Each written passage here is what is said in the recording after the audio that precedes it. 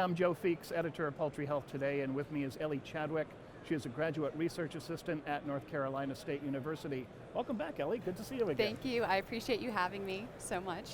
So now, last we talked, you were at Auburn. You've since moved over to North Carolina, and they raise a lot of turkeys in North Carolina, don't they? They do. I was working with salmonella research, and then I got called over by Dr. Robert Beckstead. He was kind enough to offer me a position for my PhD, and then now I'm still doing microbiology, but I'm working with a protozoan, Histomonas meleagritis. Now, when I think of Histomonas, I always think of turkeys, but you're doing most of your work in broiler breeders. Why is that? Yes, so broiler breeders are actually an ideal carrier for Histomonas, mainly because when turkeys become infected, they are almost guaranteed to die.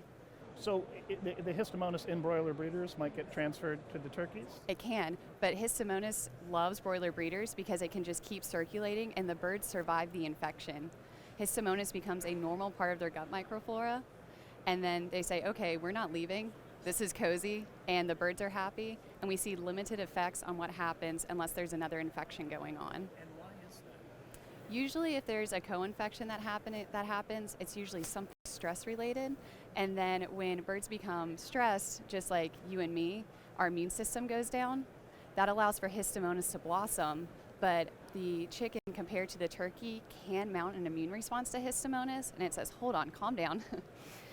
We're going to cause a reaction in the ceca, but instead of traveling to the liver, which is what's shown to kill turkeys, the chicken's able to maintain it in the ceca, relaxes almost, and then they're able to go through, and the birds are just able to circulate Histomonas, and they're fine. And it's not really harming the broiler breeders that much? There was a concern that there was going to be morbidity, a drop in egg production, if it would change body weights, and we ran a flock study and we saw lighter birds, but we've actually seen an increase in egg production. So far that data is still being analyzed, but our goal is that we'll have that paper out by the end of this summer. Okay, so the parasite is not bothering the broiler breeders in any significant way, but you're focused on them to help control it in turkeys, is that right? Correct. So the idea is that we're going to break the life cycle of Histomonas, is that we can see it's carried from the broiler breeders over to the turkeys. And how does it make that trip? So there's different vectors that can move it, whether or not that's insects, whether or not that's mice, it can be people. The vector that's used to carry Histomonas is Heterachus, which is a cecal nematode's egg. That egg is really sticky, and it can stick onto clothes. You don't see it when it sticks, so if you're not careful in the movement, then it can bring contaminated equipment from broiler breeders to turkeys, and then that can allow for an infection. It's really fascinating because I know that the turkey industry, ever since they lost a certain medication a few years ago, has been really struggling with Histomonas. It's always been, blackhead has been rated as one of the top diseases, but from hearing you talk about it, the solution could be in broiler breeders, not in the turkeys themselves. Yes, so both in controlling Histomonas as well as understanding why the turkey is having an immune response that is not effective towards Histomonas, we can use the broiler breeder as our example. So we can use the broiler breeder to stop moving Heterachus from the broiler breeder facilities that are contaminated over to turkeys, but also we can compare the immune responses between a broiler breeder and a turkey, look at the differences and see what the turkey's lacking.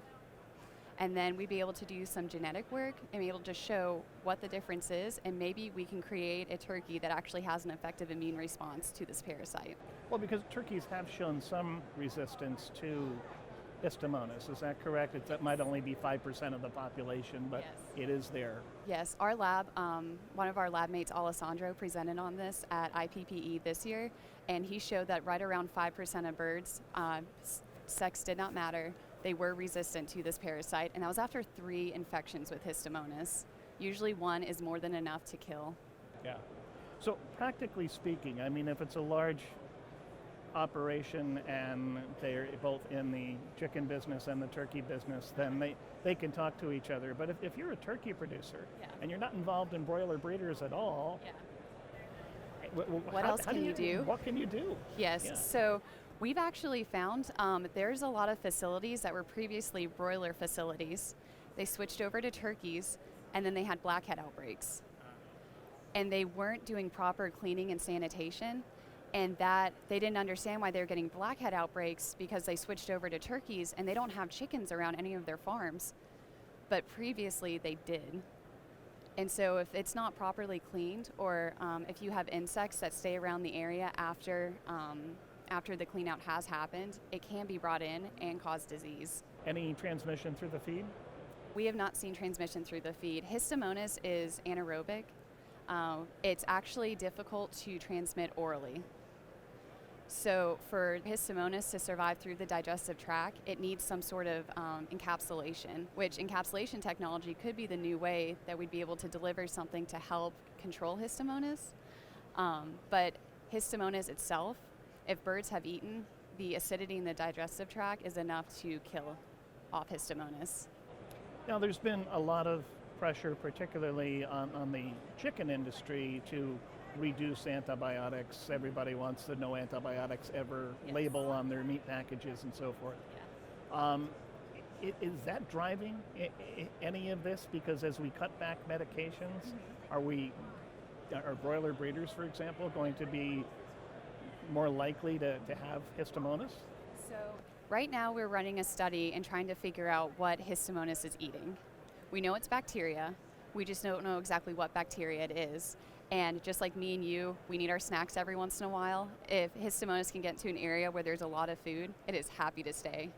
And so as we're having more infections come out, usually they're bacterial based, most likely you're going to see a Histomonas infection afterwards. What should turkey producers be telling their friends and colleagues in the broiler breeder industry? Is there a convincing argument they can make to say, hey, you guys need to get Histomonas under control because it helps me? I mean, how does that work? So what we can really show is that with a little bit of Histomonas infection, the broiler breeders are okay. But if you have a co-infection from some other stressor, you're going to see a proliferation of Histomonas, which means you're going to see much worse disease signs. That's where you're going to see your mortality and morbidity with broiler breeders. So it would be to the broiler breeders' benefit if they just didn't have to deal with Histomonas at all. We've been talking with Elle Chadwick. She is a graduate research assistant at North Carolina State University. Thanks for coming by.